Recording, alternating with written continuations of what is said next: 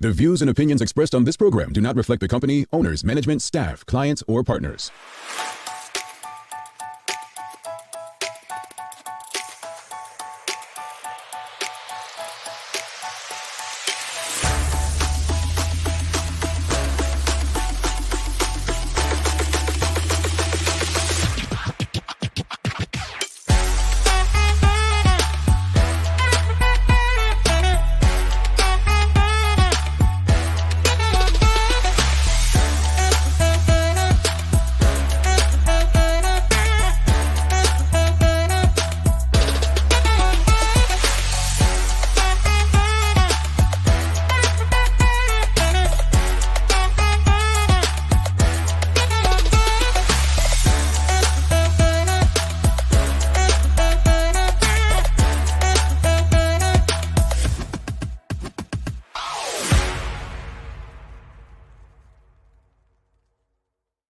It's Wednesday, the first day of November 2023. Welcome to Bermuda's Daily Talk Show. It's the Daily Hour brought to you by the BAC Group of Companies, Mediquals and Lindos. I'm Jamal Hartman. He's Roger Denbrook, and Maya Palacio will be with us in a bit to bring you the latest in her news break brought to you by People's Pharmacy. Well, Raj, what's going on?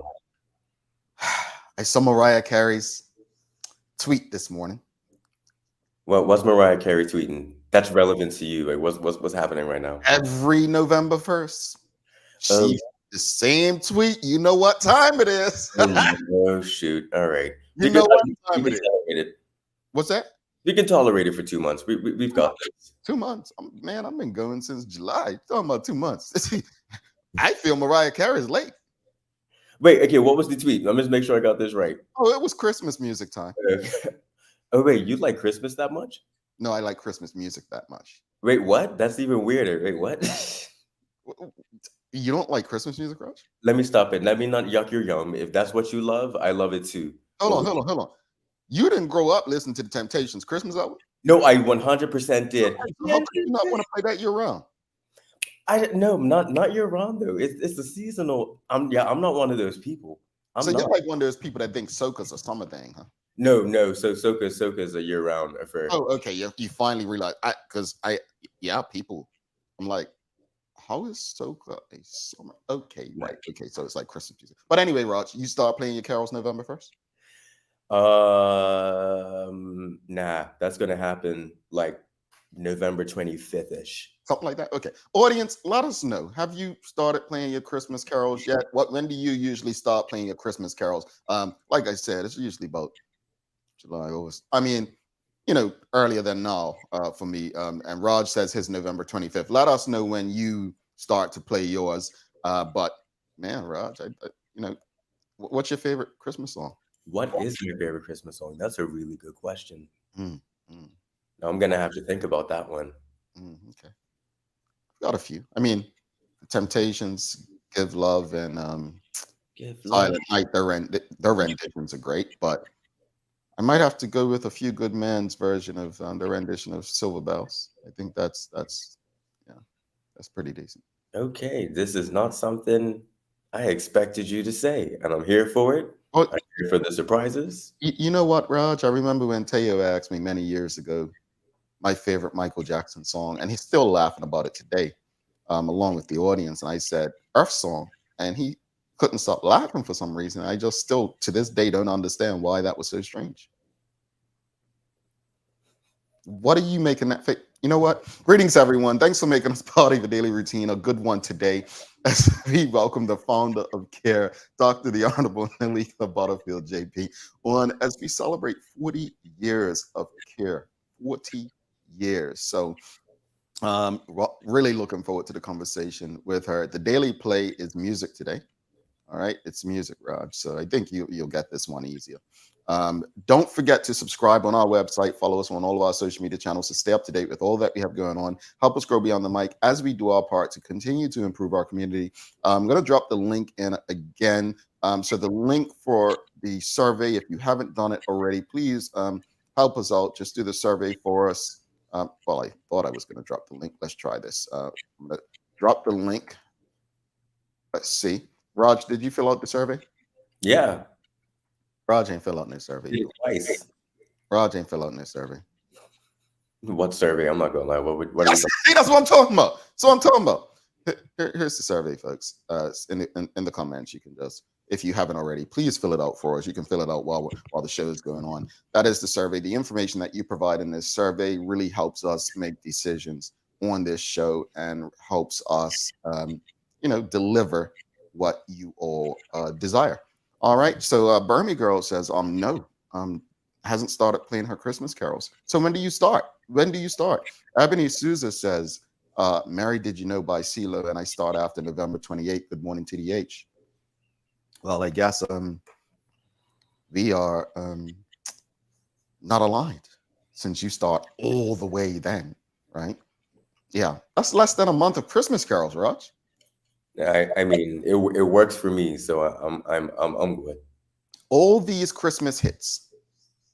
All these Christmas hits. Well, you know what? No, I'm really into Mary Did You Know is a wonderful song. I love that song. I'm really into a cappella choral music, like singing it with other 5-part harmony kind of stuff. So and then when we would do our Christmas repertoire, it was cool. It was lovely music. Outside of that, I'm not sure. Yeah. Okay. All right, Raj. Well, let's get into today's conversation since you all ain't cool enough to appreciate good Christmas music right now. But let's get into it. So, Away in a Manger, Mark Arthur C. Phillips says, by Mav City Music. I have been listening to it all year. See, there's a brother. He got it all year round. Props to you, Mark Arthur C. Phillips. So, all right, here's today's question. So, today we have, again, Dr. the Honorable Neletha Butterfield on, and we're talking about C.A.R.E. Celebrating 40 years. Most of us know to ensure that a community school and opportunities like this exist, we need to ensure that they have the proper funding and to offer what they do to the people who are in need of their services. The question of the morning, to be very direct, is how can organizations do more than charity to help improve our community? I'm going to just say it. Came across an article recently with One Communications making a donation to Big Brothers, Big Sisters of Bermuda. And many companies make these donations throughout the year. What they call it, corporate social responsibility or something, I think like that, right? Many years ago, when I was in graduate school, I remember we did a class about corporate responsibility. And corporate responsibility, in my opinion, not just from my studies, but from my experience based on what I see, is probably the most misleading community activism that we see. But it's so normalized that it's accepted and appreciated, and we actually champion it. Let's give it an example.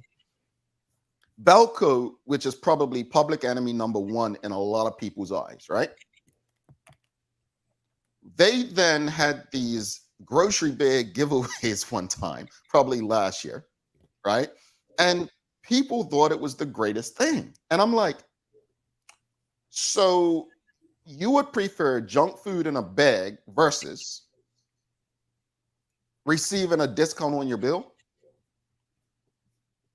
So they can do all of this to you and then say, oh, let's give them a little candy, keep them quiet for a while and make them say something nice about us. You get what I'm saying? I think we're living in 2023. There's no reason the public should still be getting bamboozled by corporate social responsibility. That's what it is. No, I mentioned One Communications, Big Brothers, Big Sisters. I love Katrina over there at Big Brothers, Big Sisters. This is not about her or the organization. But there's another challenge I have with it. Back leading up to the 2020 election, Craig Kennener, former premier and the leader of the One Bermuda Alliance for the second time around at that point, he had said the best charity are jobs. So I find it very interesting when organizations who are known to lay people off or let people go to downsize, right? One of the first things they do, or they continuously do, is give money to charities. And then everyone forgets. Here's the issue with that. Listen to me very carefully as I say this. Jobs eliminate the need for charity, or at least they should. It's time for the general public to stop giving these corporations the easy way out. I've stated on this show, I appreciate many charities. Many of them do a lot of great things. But even with some of them in the room, our job should be to eliminate the need for charity. And we do that through empowerment. What is the example I use on this show very often? The backpack giveaways. The idea for a backpack giveaway should be if we provide a backpack to someone today, we need to empower them enough to ensure that they are not in need of a backpack next year, this same time. Folks, how can organizations do more than charity to help improve our community? Because at this point, Raj, I feel like charity benefits one more than the other. And it's not the people who are on the receiving end, Hmm. publicly at least. Make sense? Yeah, it does. Okay, so when we're talking charity, we're talking about those one-time sort of tokenistic sort of things.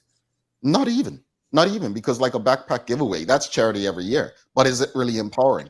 But that's what I mean. So it's not like it's not a continuous continuous engagement with a specific group of people in order to address their issues. It's like, Correct. Yes, okay, Raj. Yeah. okay. So yeah, so if we think about why do businesses exist? Hmm.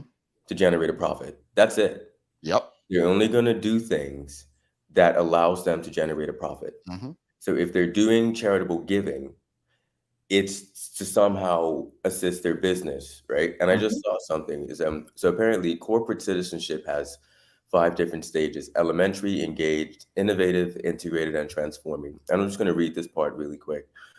Once companies reach the transforming stage, they are deeply aware that corporate citizenship is an integral part of the company's strategy. Hmm. It fuels sales growth, allows expansion to new markets, enables hiring the best talent, enables acquiring cheaper capital, and establishes an emotional bond and love for the brand. All I just heard was business, business, Yep. business, money, money, money. It had nothing to do with actually helping people or going about business in a way where you're serving your communities. And obviously, you have organizational models Hmm. that you have social enterprises Yep. that literally exist in order to have a meaningful impact in their community where they're operating. Hmm. You have co-ops, Hmm. right? These their very function their very functions are to address issues that sort of one-time charitable giving gives the impression, right? So when we think about this idea of corporate citizenship, it's really just there to humanize these corporations from a branding perspective, you know, in order to sort of increase their profits so that people go, oh, they actually care about people, right? Correct. It's not about, okay, how do we go about business in a way where we are supporting equity, the equitable distribution of wealth, where we are increasing opportunity for people. So I have an example. I have a friend of mine who really he's gotten very very successful in international business. Hmm. So a few years ago, I was just having a conversation with him. I was like, why don't you think about partnering with somebody to create a program Hmm. that allows young people from backgrounds that necessarily don't enter, international business or the corporate sector usually, in order to increase accessibility. And his response to me was, "Yeah, I'm not really sure that's my thing, or that's something that we need to be doing." And I went, "Yeah, this here you are earning about $250,000 a year, and the idea of going about things in a way in order to increase accessibility, you know, it's it was just it wasn't even a thought. It wasn't even something to consider. It was almost considered excessive. But the idea of giving, doing backpack handouts or giving donations to charities, right? That is the extent of it. Now, but if we think about how our society is organized, when you have the third sector that is supposed to be there in order to address those kinds of needs, I think we would say, well, our society is set up so that the third sector does that. And as the corporate sector, our job is to support the third sector. But I think that's a bit of a cop out. Mm. You should be going about business in a way where you are enhancing the communities around you. And then what's that other one? ESG, environmental sustainability, and what's the last one? And governance, right? So these are these criteria that potential investors use um, when they're considering investing in a company. They look at their ESG rating. Mhm. Once again, ESG is only a thing in order to increase profits, Mhm. right? It's not about people. So yeah, charitable giving, Mhm. it's not. I mean, it's thank you, for what they do, but don't oversell what it actually is. And I think in a US context, and audience, let us know your thoughts because you're the ones on the other end. Like, the question is, how can organizations do more than charity to help improve our community? What do you think, what role do you believe that they play in improving our community? I'm just going to be honest, charity doesn't necessarily do that, right? Again, Rajay spelled it out.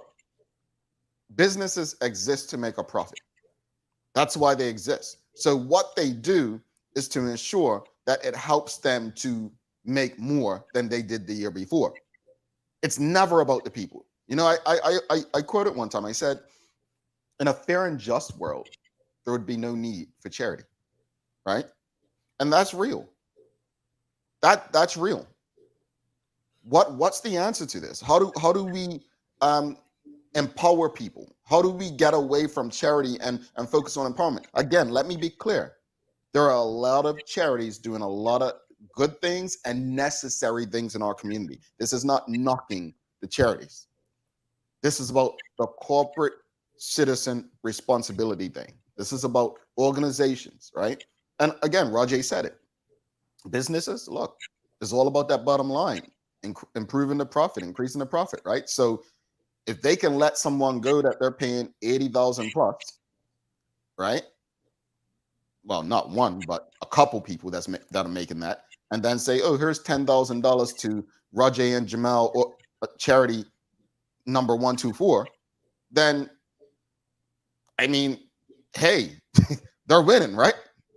They look good because they got that news coverage. The news coverage makes them seem like, oh, they're doing great things in the community, right? They're the best. I mean, you see it happening with Hamilton Princess and the Greens, right?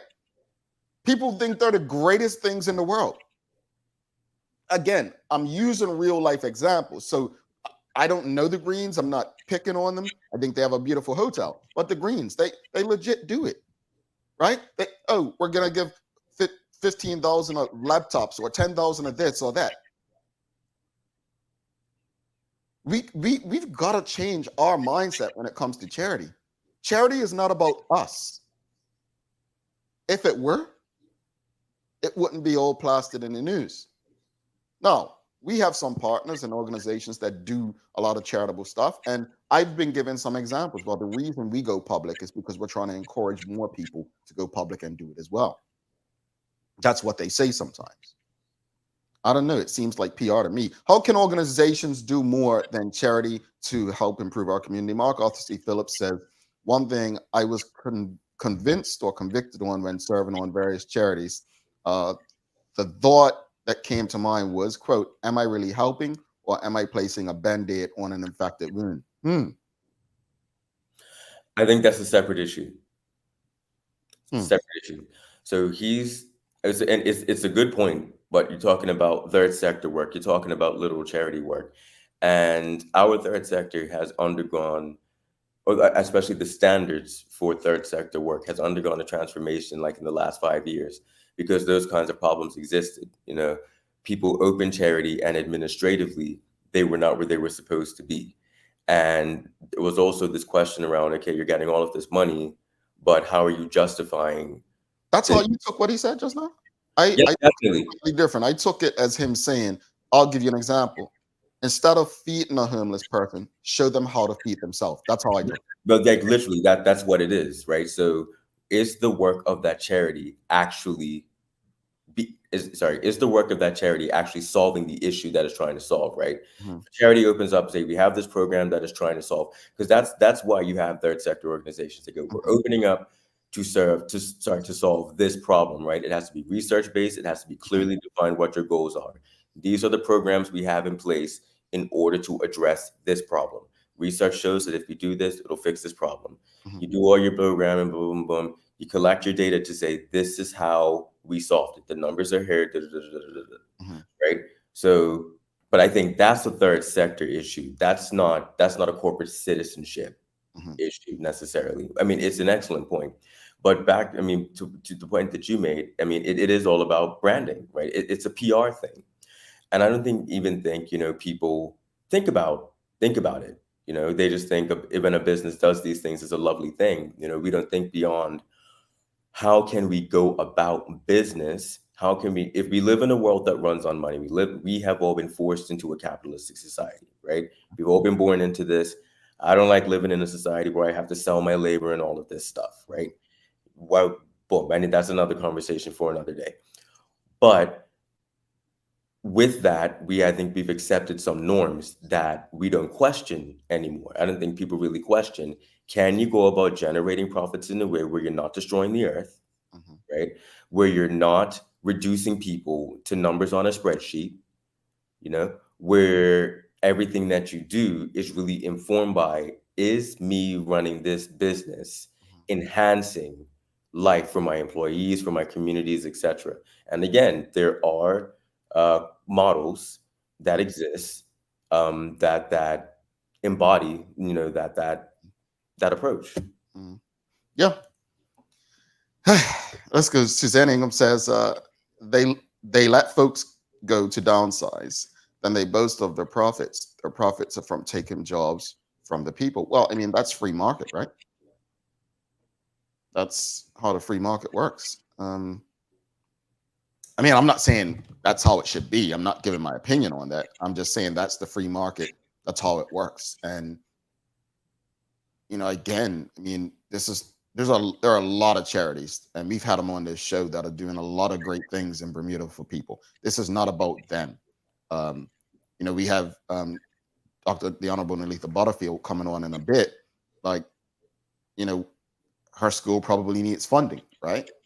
um, to me, it's a kind of charity or organization that you're saying, you know what, this is empowering people to do for self. It's education. It's trying to help them to fulfill a certain level of formal education so that they can be productive citizens in this world, right? Um, so that's empowerment. It's not like a one-off thing where they need constant support from you in terms of the students. You're trying to help them be able-bodied to go out there and do for self.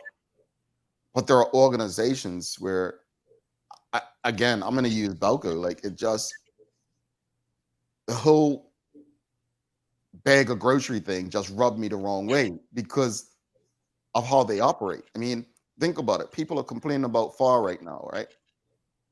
And then a couple of days later, you see the preacher man, CEO around their president, whatever his title is, Van Keynes, having conversations. And I'm like, okay, cool. That's a way to approach it.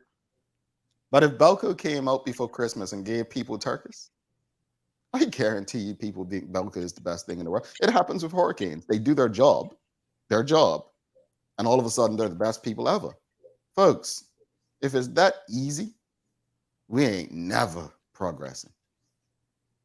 If it's that easy, we are not ever going to progress And because I they think know they can just give you a trinket when you're angry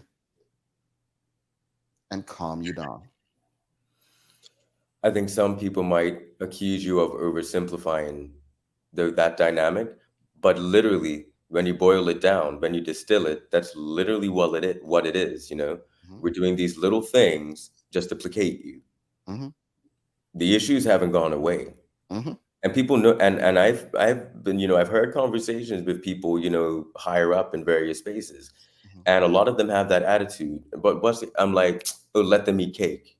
You mhm, know what I mean? Give them a little something to assuage them for a second, and they'll be fine. And they're right, it works. mhm, You really have to get serious about.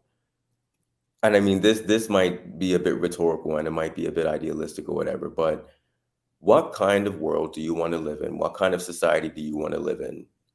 And demand society to be organized in that way and lead by example. You Yeah, know, the world has literally been organized so that there's a subservient group of people. yeah, This is fact, yeah. right? And capitalism operates off of having a subservient group of people that are not critically aware, Hmm. that are not reflective, and that are easily manipulated. This isn't conspiracy. It's the theory, right? It's everywhere. Plenty of writing around this. So instead of being passive participants in this capitalistic monster that's not sustainable, right? This Hmm. island is most of this island is probably going to be underwater in the next 50 to 100 years. Hmm. And that is literally what I wish I could. Somebody said to me the other day, it was really good. We're in the find out era of the F around. You know what I mean? The 20th century was everybody messing around, Hmm. right? I You, get you. right. And now my generation, we're going to be in charge in the next 30, 40 years, probably sooner than that. Hmm. And we have to take on all of this All this madness. mess, fix the problems. We've got to bring Maya in for the daily hour news break. But folks, yes or no? Do you believe that charities improve Bermuda? Yes or no? Raj, I do believe that the majority of them actually do make a difference in improving Mhm. Bermuda. I do. Charities are not my issue. Let's bring Maya Palacio in for the daily hour news break.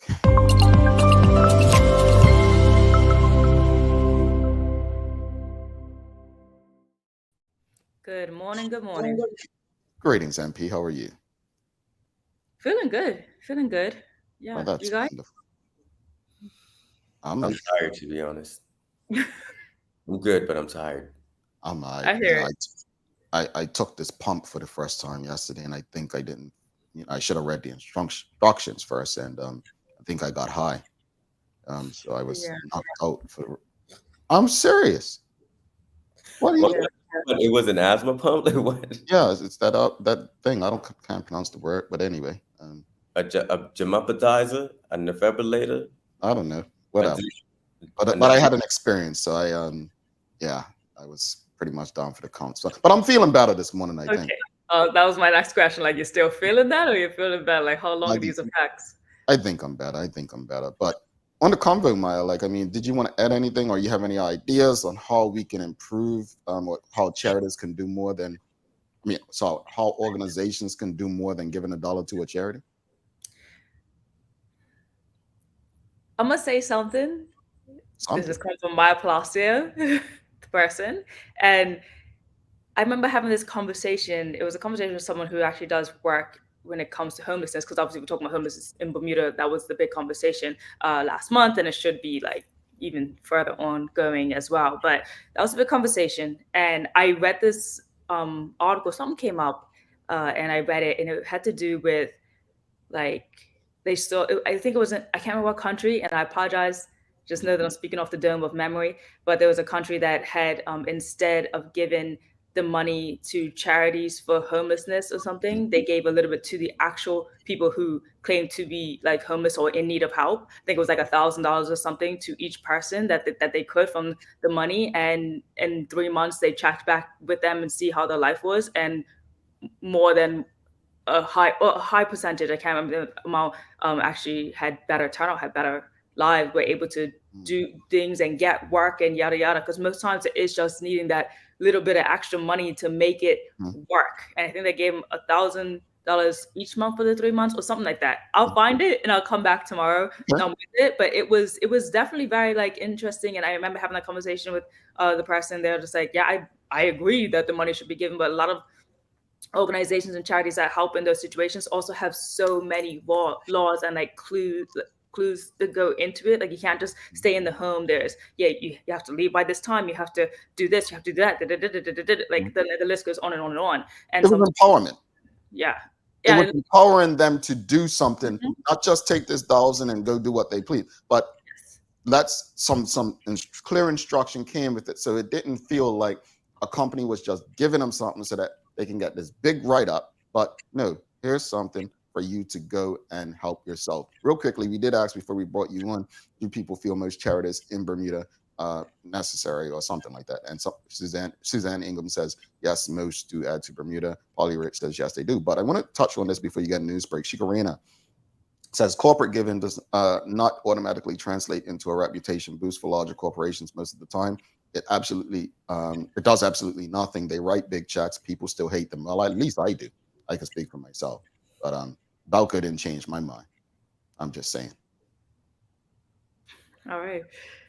So good morning, everyone. This is the Daily Hour Newsbreak brought to you by People's Pharmacy. This morning, very important news to note that today there will be a press conference at the Hamilton Police Station at 10:30 a.m. to address the Marco Warren investigation. So when that comes live, definitely have it out there for people to tap in, listen to, keep his name alive, and that's, keep the investigation going. Looking forward to this update. Definitely. In other news, there still hasn't been an update on the, missing person that we're still waiting for, Miss Mikhail Sofia Souza Securia. She's still missing because there hasn't been an update report from the police saying that she has been located yet. So if you still haven't seen her, just a reminder that she is described as being 5 foot in height, light complexion, slim build with neck length black hair, and she was last seen between 10:30 a.m. and 11 a.m. on Saturday, October the 28th in the area of Hillview Lane in Warwick. And if you see her, and she was last wearing black shorts and a white top, and if you see her or know anything about it, please contact police 295-0011. Okay. Well, I hope she's found safe and soon. Yes, definitely. And a reminder, everyone, that there will be sobriety checkpoints coming up. The sobriety checkpoints will be between November the 3rd all the way to November the 9th, and they'll be on every single parish on the island as well. So now, November the 3rd to November the 9th, sobriety checkpoints. All right. Thank you. And no excuses. Yeah, none.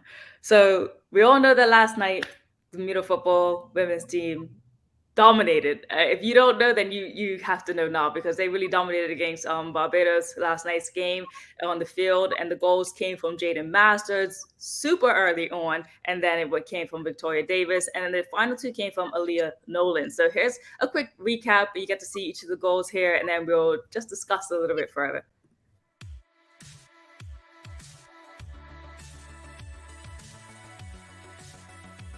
She does this time. I have a feeling we're going back post. This one, lots of pace to it. It's in! Wow! Victoria Davis from distance. This one over the top to Nolan. Fights through, trying to get a shot. She does!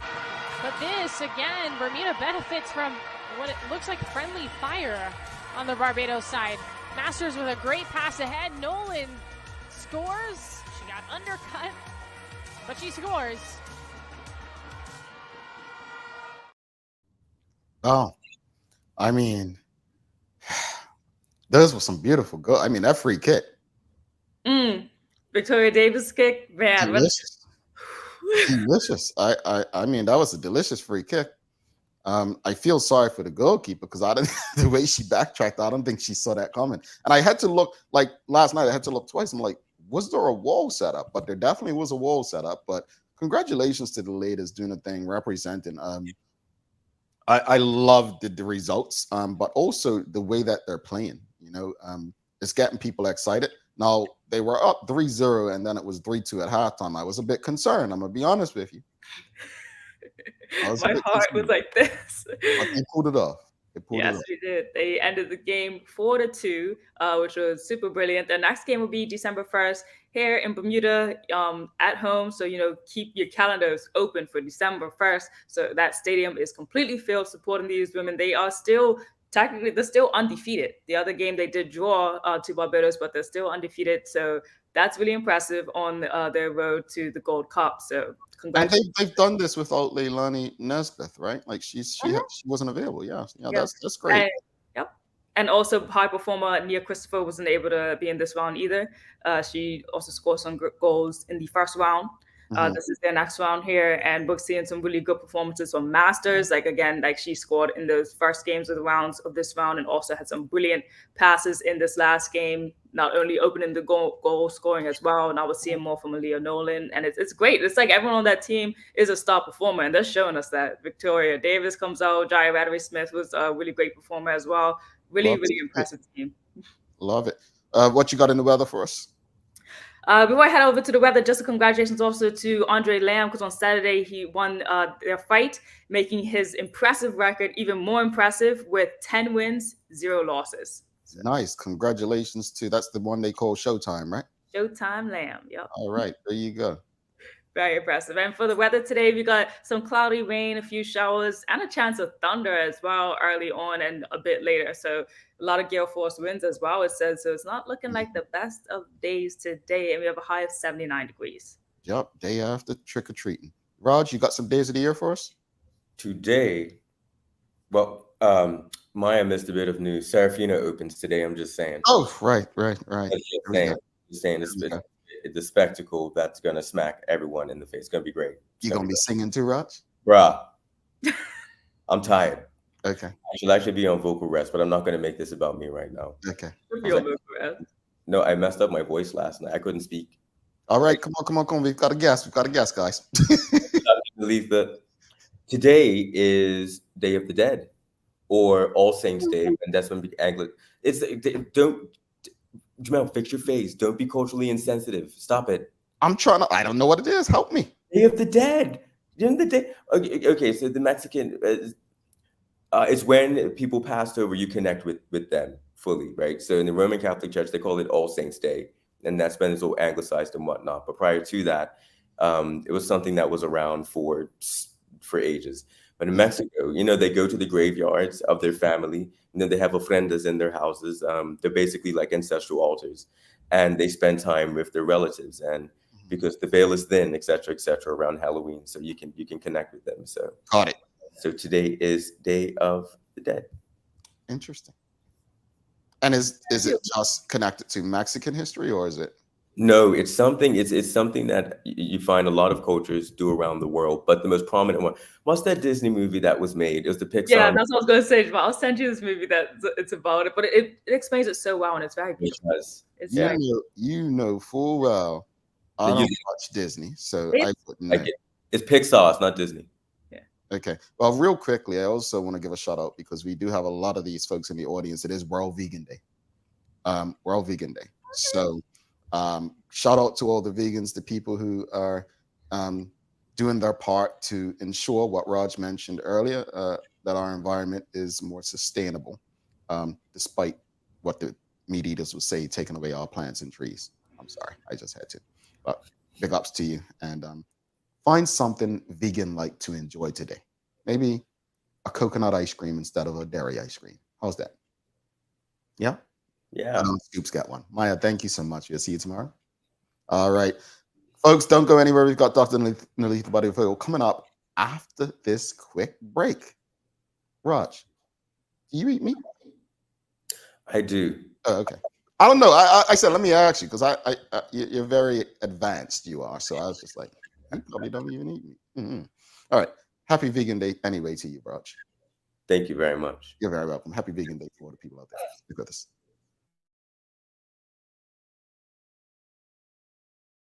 Let's face it, life can be a little wild, but shopping doesn't have to be.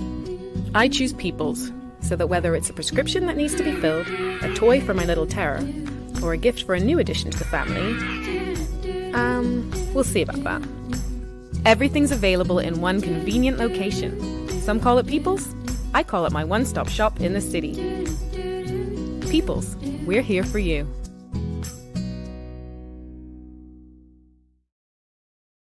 Welcome to the new bulk store, Lindo's next.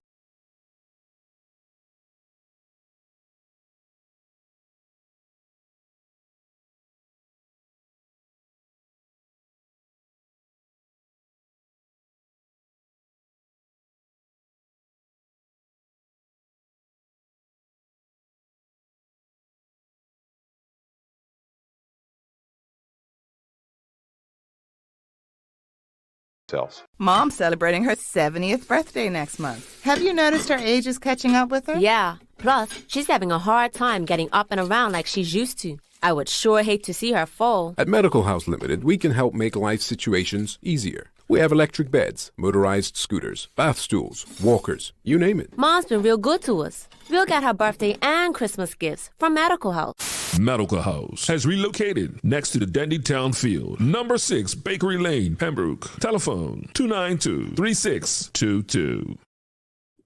Back to the big show. Roger Danbrook. I'm Jamal Hartman. It's the Daily Hour brought to you by the BAC Group of Companies, Medical House, Lindo's, and People's Pharmacy. Folks, please don't forget, if you haven't already, make sure you go to our website, fill out the survey that we have going on. We will be giving away a prize. As soon as I find out what that prize is, we gave one last year before, we will let you know, likely a voucher to one of our sponsors, or one year it was a spa day. So just fill it out for your chance to be eligible to win the prize that we'll give away in December. Also, please follow us on all of our social media channels to stay up to date with all that we have going on. Help us grow beyond the mic as we do our part to continue to improve our community. Without further ado, let's give a warm TDH welcome to our guest for the day. We've got Dr. the Honorable Neletha Butterfield. She's coming on. We're talking about C.A.R.E, an organization she founded over 40, well, not over, we're on the dot, 40 years ago, 1983, according to their website. Let's give her a warm TDH welcome.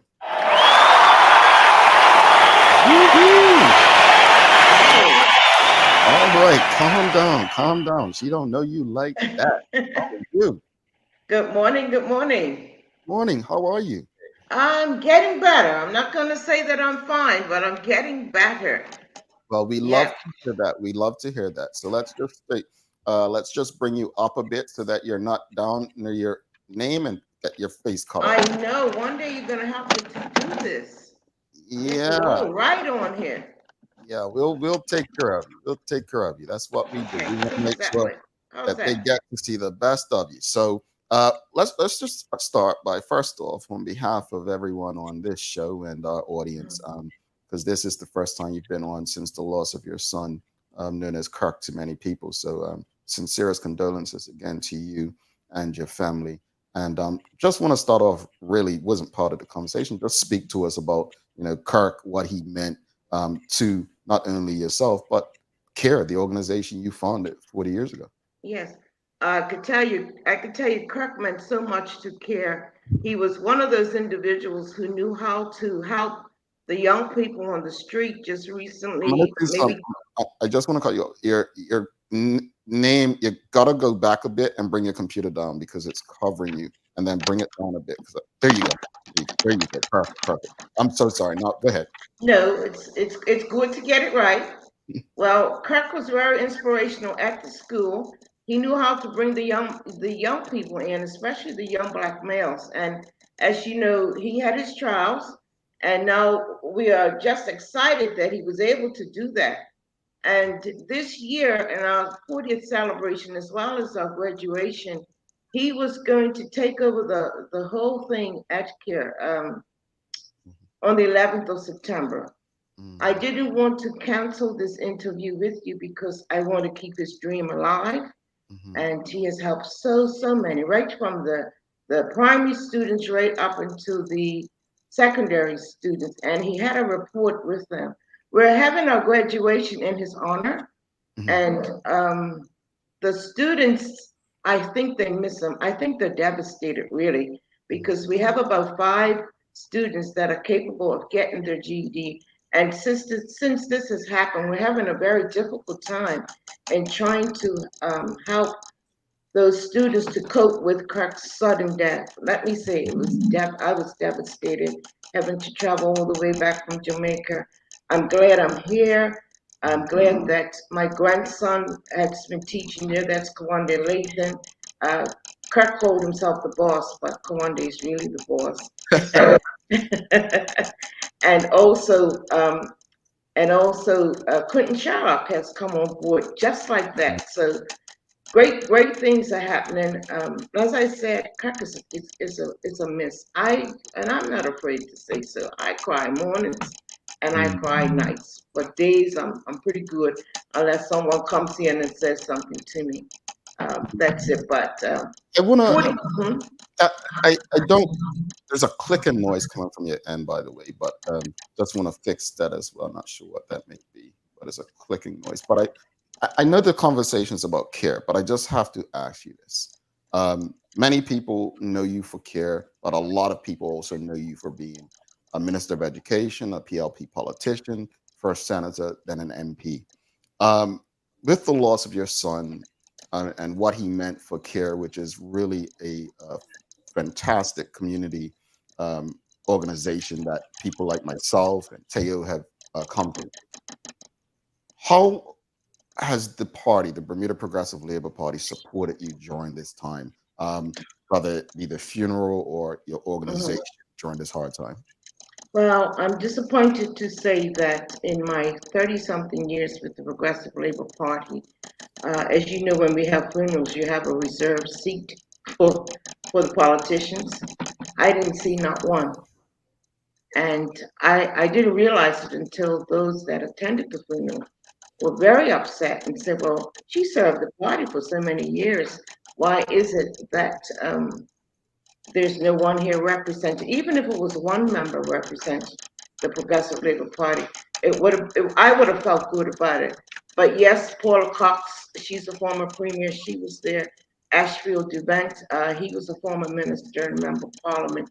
Those are former PLP individuals, but we're talking about the current. You see a lot of members of parliament at funerals. I can make an apology for the one that I taught to get in politics, and that was Michael Weeks. He was overseas with the firemen.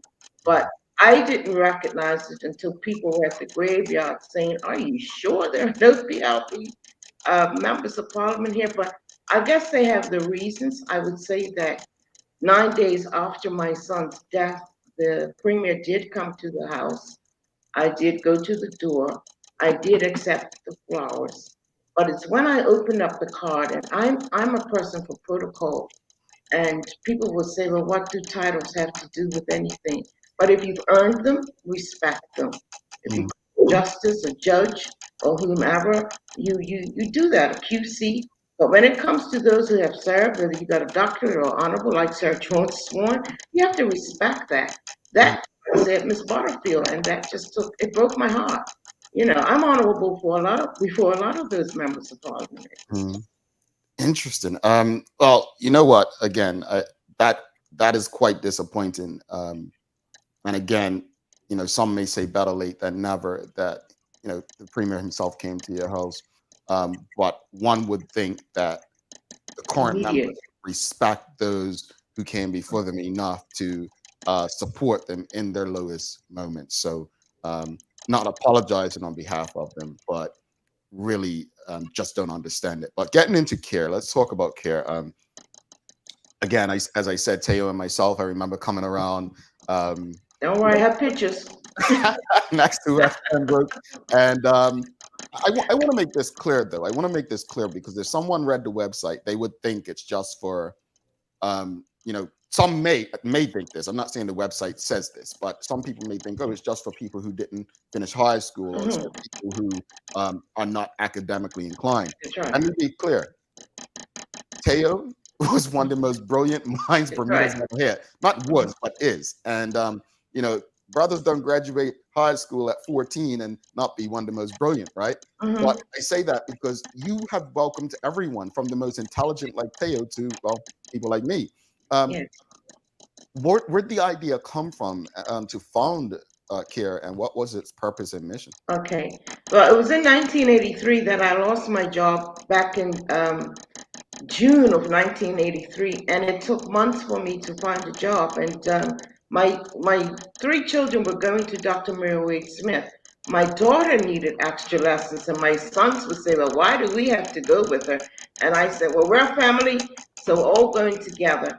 And I couldn't find a job, so I decided to do Dr. Mary, as an accountant I decided to do Dr. Mary Wade Smith books, and then she said to me, well, why don't you partnership with us? And so, of course, I partnership with her, and I have a lot of respect for her, and so we partnership. I had like you say, by West Pembroke School in the basement of my house, and she had it at Hillsday Smith in the basement of her house. So that's how CARE came about.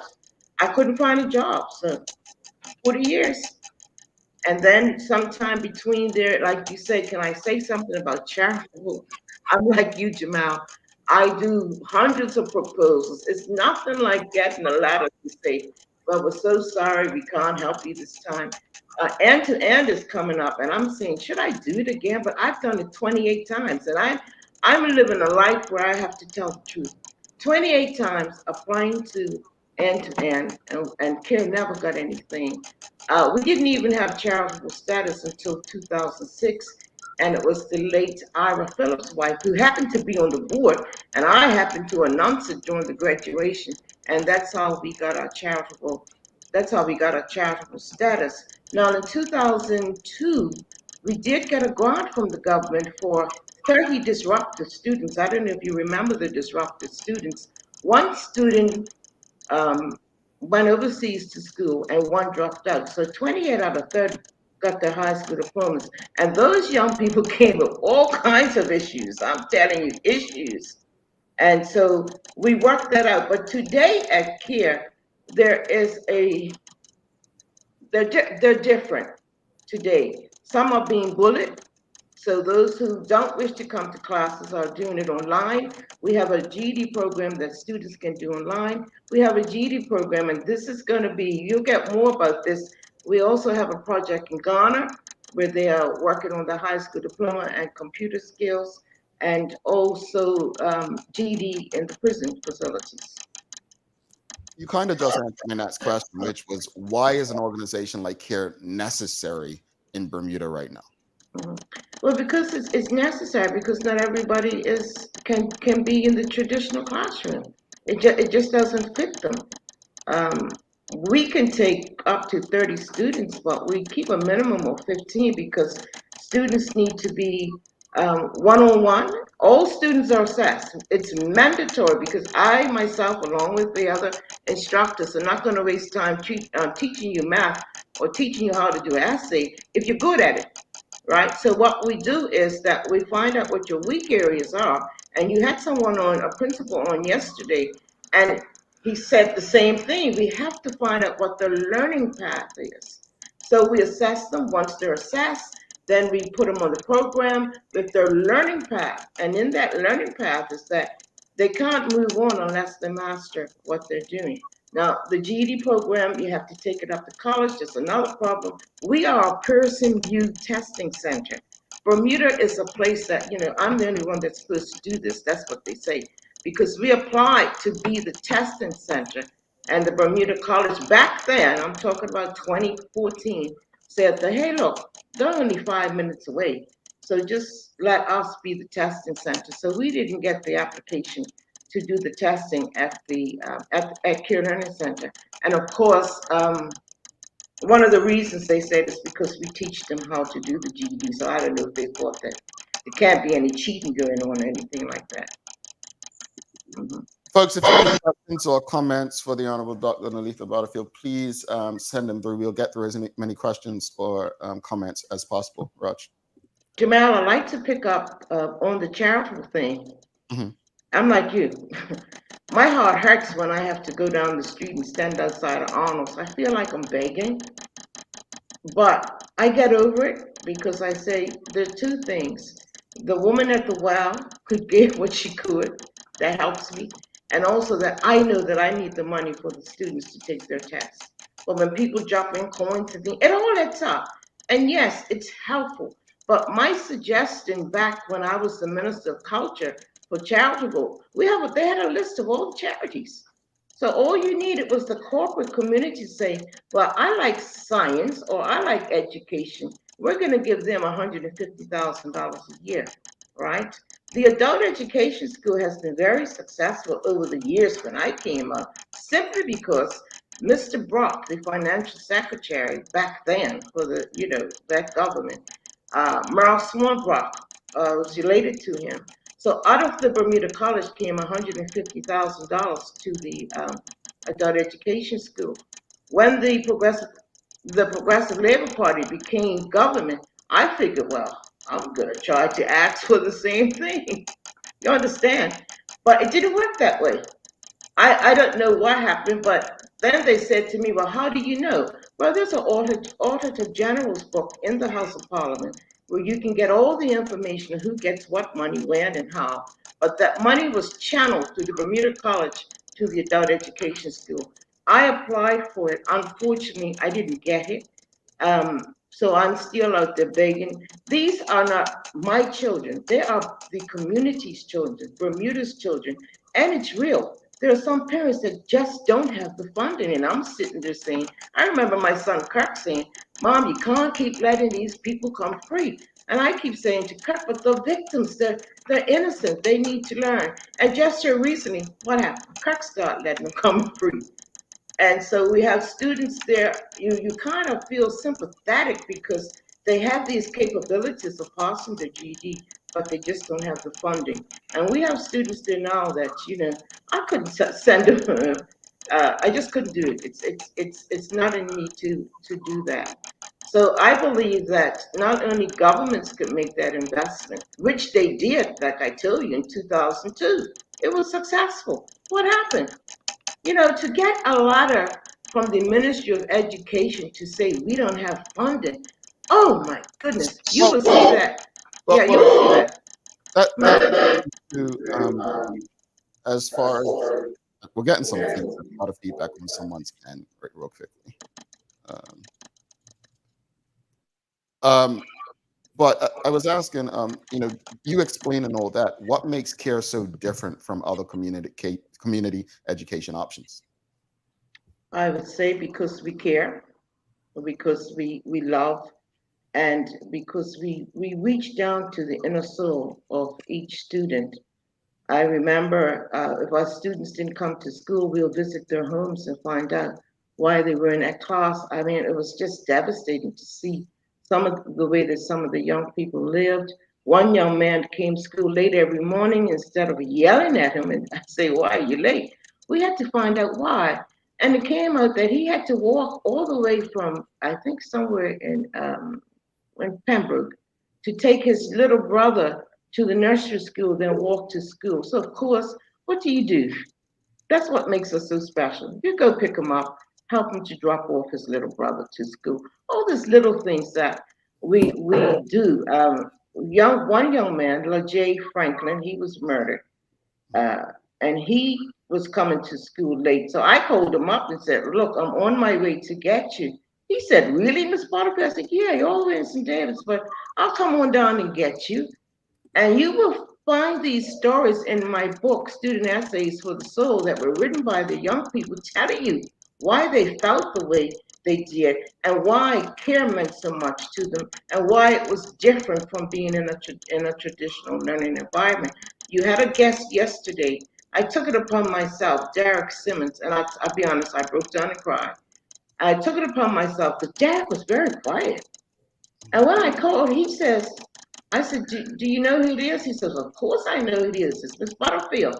How would he remember my voice from 2008, 15 years ago? He remembered, he said, "I am who I am today because you made me feel that I was someone special while I was learning." And that's tears in my eyes. Interesting. I mean, it's such an inspirational work that you're doing, Dr. Butterfield, and it's important work and it's necessary work. Our schools can't give that individual attention that's needed right now. And it's so important the work that CARE does. I'm very interested. You brought up adult education and their sort of funding over the years. I know that they've gone through a revamp recently, and their funding structure is very much, their executive director, her primary responsibility is to go out and fundraise. So I know that they have to beat that drum. I know that it's their funding priorities are just as real as everybody else's. But what are some of the success stories that have come through CARE? I'll give you an example. I went to the hospital last week, Monday, as you know, and Jamal would know. I was in Jamaica for a whole month in ICU, almost dying from COVID. So I still have the COVID-related issues. And I went to get X-ray and an MRI. And when I arrived there, taking all the particulars, my age, my address, and all that, the girl said to next of kin. Well, of course, Miss Butterfield breaks down and cries. She hopped out of her seat and came around to me to hug me out, but she's a graduate of C.A.R.E. So then I go inside to sit down and wait for the X-ray technician to come. He says, "Hello, Miss Butterfield." Well, that was Terrell Simmons. He's an X-ray technician along with Makara, another young person, both X-ray technicians and graduates of C.A.R.E. And then I go into my MRI and it happened again. And I said to myself, wow, you were sad, you were crying, but in your crying, you started to rejoice. So within 10 minutes, that's the success, the GED students. We have someone who's studying to be two who are studying to be pilots. Like, I think DeJohn Simmons, he's a graduate of C.A.R.E. So one day we're going to have to ask, where are they now? The first 4 students that graduated from C.A.R.E., one is the supervisor at the hospital, nursing. Another one is an executive secretary with the bank, and I'm trying to think where the other one has passed away, and the other one is a teacher in the public school system. So there are many success stories, and hopefully I could still be around to find out where they all are today. Right. So the C.A.R.E. can continue its success. How can the community support C.A.R.E. to ensure those who can benefit from its offerings always have access? Yeah, well, it's that African proverb, each one teach one, each one reach one. Does it really work? Because there are people out there that have young men in particular, or have a nephew, or have a grandson, and we find that the grandparents are helping. So I think the community has to come together to see the viable, how C.A.R.E. or any institution. Listen, Raji, there's a program called Penn Foster. You young people need to find out what's going on. I can't keep doing all of this. Penn Foster is at Cedar Bridge. Now, that's a company that's over in the United States. Why can that funding be given to these young people to come to school? I'm going to say that. I'm moving on. I'm supposed to be retired. I'm out of retirement while I'm helping to put C.A.R.E. back together. We couldn't say how long we will survive, but this was my last year. I was just going to do 40 years, kick it in the bucket, because it's difficult. To run the school is over $350,000. I'm grateful for, there's one church in particular who makes sure that they give something. There are individuals that will give you a little something. It all helps, but we need a deep investment if we're going to help our young people in our society. Too many of them are falling by the wayside. They don't have any employability skills, and so on. There's a lot to be done. We're like psychologists, and we're like moms and dads that care, because we have to say, pull your pants up, put your phone away. And it's constant, but you don't get angry with it, because that's the society that we're living in. Kathy Roger asking, how can I/we sponsor a particular student? Yes, she can sponsor. Our website is www.care.bm to get directions. And of course, we have the sponsorship forms that you can come into C.A.R.E. and fill out. We are in the old former Woodland School, and you're turning in by Arnold's. And we're there mornings only because we can't afford to be open afternoons. All right. And before you head out, I've listened very attentively today, and been through C.A.R.E. Know many people who have been through C.A.R.E. understand the need for it in modern Bermuda, as I'd say, or 2023 Bermuda. When you look back over the last 40 years, what are you most proud of what you created? Oh, I'm most proud of, as a single mother and a Black woman, is that I was able to start a business that helped the community for the betterment of society. That's what I'm happy. All of us have a purpose, and we all have to find our purpose and what that purpose brings to our lives. And our graduation, as I said, will be on the 16th of November. We have 9 graduates There are 5 honor students. There is 1 honor student that's college honors and college ready, and there's 1 student who has college credits. So I'm grateful that I was given the opportunity, or I had the vision through Dr. Mary Wade Smith to start the school. All righty. Thank you so much. Another Okay. conversation. But before you go, what else would you like to say? What would you say to the people of Bermuda in reference to care and understanding its purpose, understanding why it's something that the country should get behind, and also to students, people who've given up on formal education at the lowest level, what the school can do for them? Yeah, there are parents, and I don't know if I wouldn't say they're in denial, but there are parents that would want for their children to do well in school. And when they don't do well in school, there's no one that they could say, well, who can I reach out to? So I'd like to see the education system, those will be the social workers, or I don't know if they have any in the school system, to when you see a young person struggling, then look for an alternative.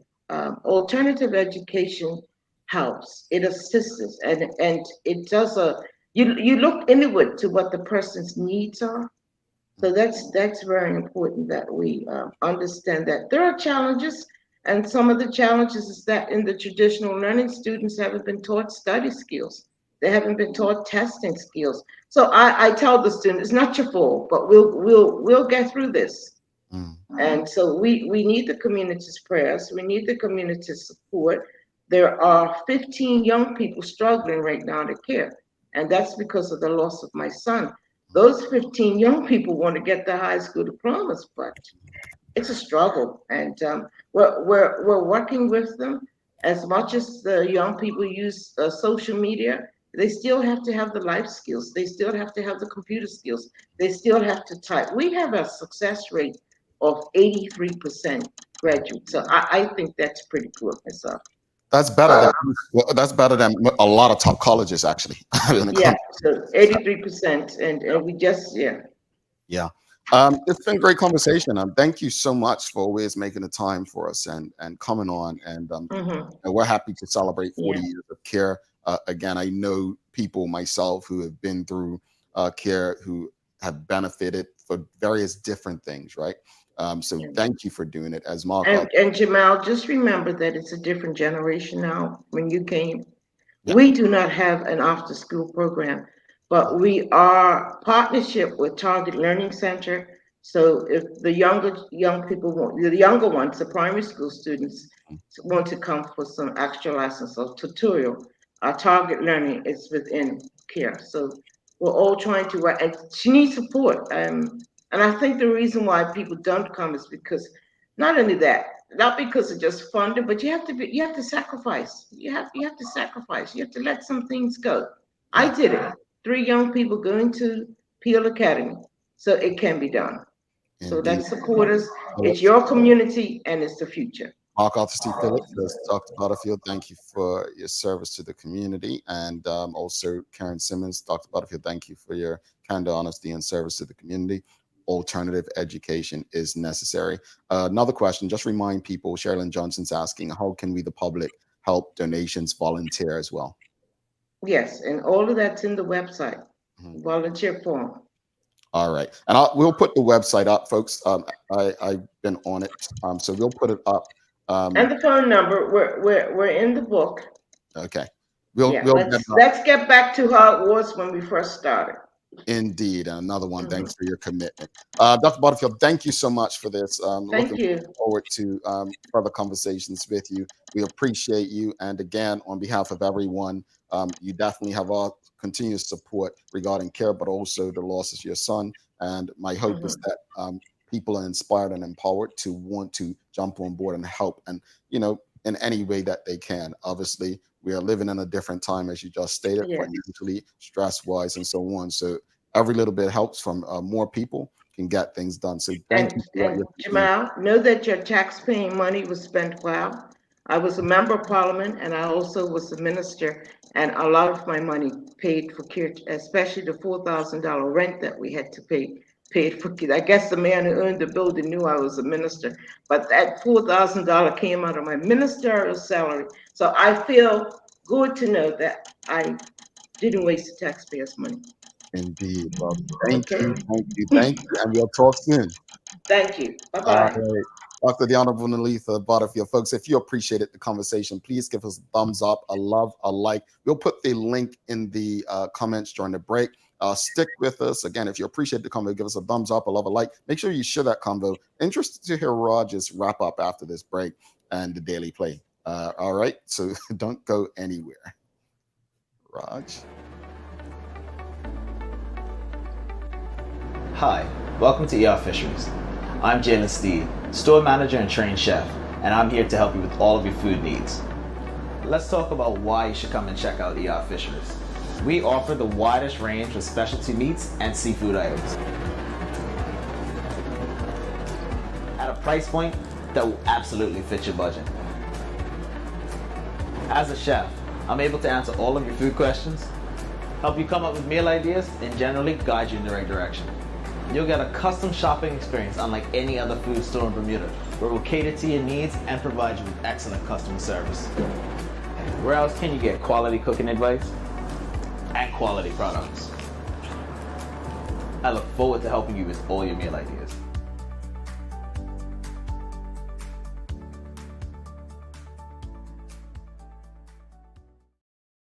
All righty, welcome back. Thanks again to Dr. The Honorable Neletha Butterfield for joining us this morning, celebrating 40 years of CARE. If you appreciated the convo, please give us a thumbs up, a love, a like. Thanks again to the BAC group of companies, Medical House Lindos, and People's Pharmacy also for ensuring that we can have these conversations with you on a daily basis. It's time for the daily play, brought to you by Bermuda Trivia, now available at stores throughout Bermuda. Follow Bermuda Trivia on Facebook, Instagram, Twitter, and TikTok to find out why it's Bermuda's favorite trivia game. Raj, are you ready? More or less. All right, it's music today. You're going to get this. This is easy. Right. Who was the original performer for Whitney Houston's smash hit, I Will Always Love You?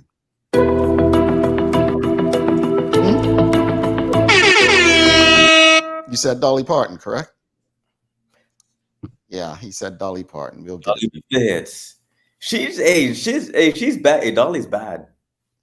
Yeah, she is. And again, in terms of charitable giving, she does tons, and she doesn't talk about it. She doesn't boast about it. Like Dolly Parton's a cool person. I like her. Yeah, she's done a thing. Yeah, she was the original, and still living in Nashville, if I'm not mistaken, down there. But does a lot. Well, let's wrap up today's show, Raj. Obviously, we're talking about charities, and then in the discussion that led us into the convo about CARE celebrating 40 years. What are your final thoughts? Well, this is quite a salient conversation for me because obviously one of my passions and areas of professional experience is in education and also the third sector. So this is quite a salient, when things do that, intersection for me. So obviously we need alternative education sites. I think our education system hasn't caught up with the fact that, hasn't caught up with modern issues. One thing I found is that our young people need that one-on-one engagement.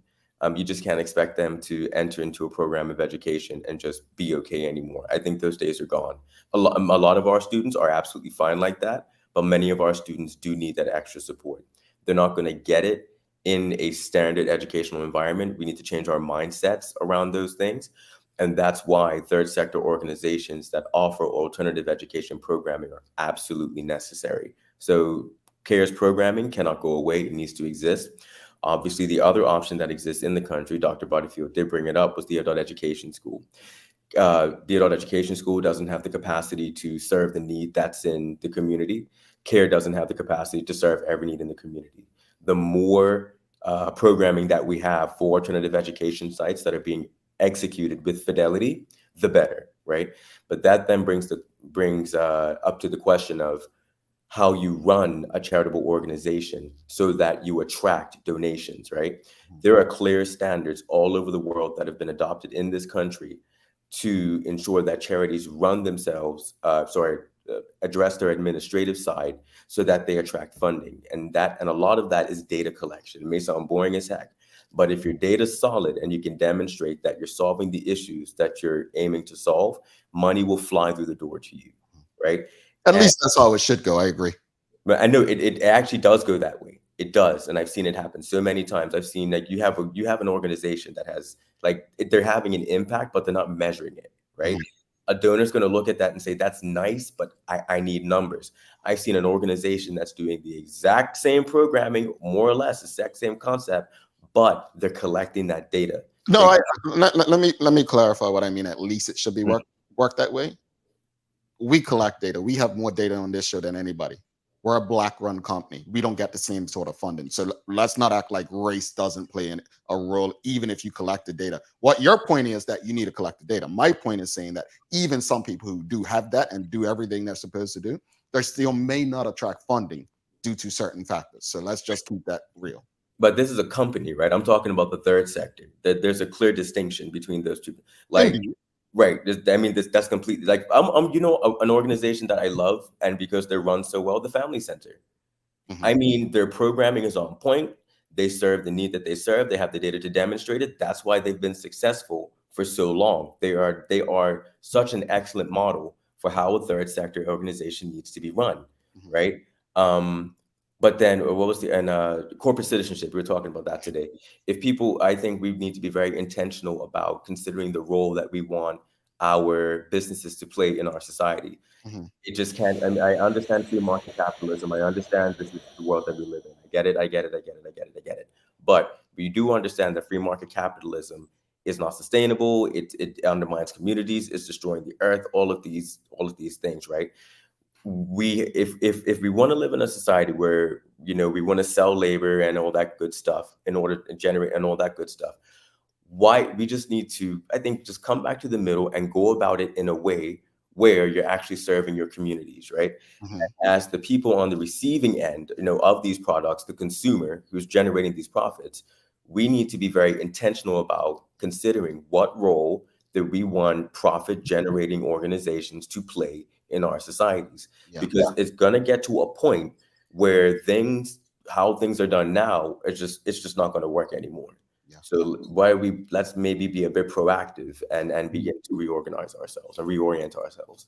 Yeah, I pretty much echo everything you said. But I just want to go back to that point. Even if we were a charity, the result wouldn't be different, Raj. I'm speaking from a black-white issue, race. At the end of the day, I've worked with organizations who have had data. I've worked with my community clubs.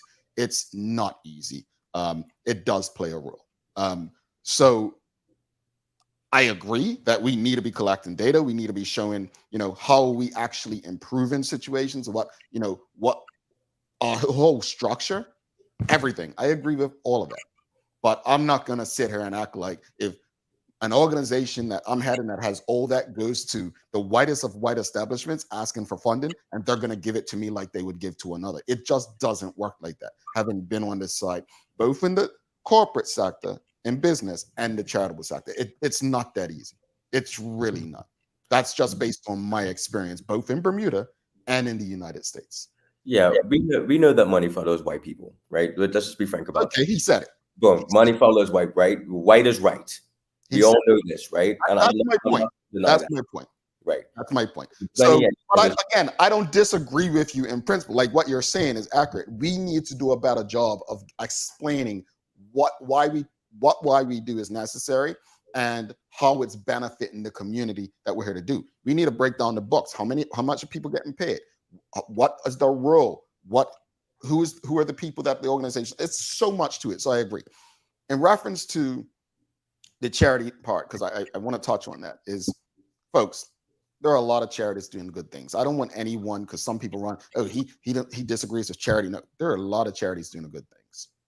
Rajay just mentioned Family Center, Home. We've had tons of charities on here. KBB, they're doing a lot of good things. They are not the problem.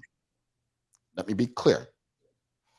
The problem we have is the organization that you feel is taking advantage of you, giving you a bag of chips. and thinking that you're going to be happy fulfilling your belly for a weekend. Chips don't last that long around me, by the way. But you get my point. In reference to C.A.R.E, you touched on it just now. You said alternative education. Shanta must have did this on purpose. Butterfield today to Tana from Summersfield yesterday. Alternative education, and I was being serious yesterday. I think I would have benefited greatly from it long term. I didn't do well in the traditional formal setting. And I think we're finally in a space, Rajay, where it's becoming less embarrassing to put children in these spaces. Think about it. There's stigmas to children going to like tutoring and stuff. It was at one point, right? Or that person's not, they're not that smart. Actually, it's nothing wrong with becoming better and gaining strengths in areas that you're not as strong in, right? So I think my biggest takeaway is let's be a bit more attentive to alternative education rather than writing off children for not learning in traditional formal settings. You've got some daily inspiration for us, Raj? Yes, from a man named Dennis Waitley. All of the top achievers I know are lifelong learners, looking for new skills, insights, and ideas. If they're not learning, they're not growing and not moving toward excellence. All righty. Thank you so much. And that's your daily inspiration brought to you by ER Fisheries and Foods. Folks, please don't forget to subscribe on our website. Follow us on all of our social media channels to stay up to date with all that we have going on. I'm just going to drop the link one more time for the survey. Folks, if you haven't done it already, please fill it out. The information you provide is going to be helpful for us. We'll be giving away a prize in December. Help us grow beyond the mic as we do our part to continue to improve our community. Thanks again to our partners, the BAC Group of Companies, Medical House, Lindos, and People's Pharmacy for ensuring that we're able to do this with you on a daily basis. As always, we appreciate you, we love you, and we thank you for making us part of your daily routine. If all goes well, we'll be back to do this again with you tomorrow. He's Rajay Denbrook. I'm Jamel Hartman. Please do make it a safe and a great day. We are is out. Peace.